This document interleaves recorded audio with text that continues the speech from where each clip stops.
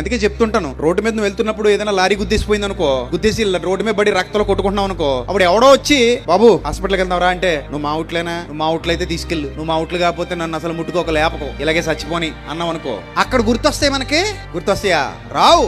మనకు అవసరమైన ఎక్కడ అడగం. అధికారుల దగ్గరికి వెళ్తాం, నమస్కారాలు కొడతాం, సెల్యూట్లు కొడతాం, రాజకీయ నాయకులకి నమస్కారాలు చెప్తాం, సెల్యూట్లు కొడతాం. మీరు ఏ ఉట్లు అని ఎవడు అడగడు. అడు ఏ ఉట్లైనా కుర్చీలో కూర్చుంటే మాత్రం చచ్చినట్టు సెల్యూట్లు కొట్టాల్సిందే. Police dress వేసుకొస్తాడు. మీరు ఏ ఉట్లు అంటావా? అసలు దారిలో కాస్తున్నారంటే సరికి బండి చూడండి 3 కిలోమీటర్ల ముందు ఆపేస్తుంటారు. ఏదో తీర్థంలో జీలు కొనుక్కునే వాళ్ళకు ఉంటారు వరుసగా నిలబడి. ఎరా నాయన వెళ్ళంటారా అంటే, లేదండి అక్కడ మామయ్యలు ఉన్నారండి.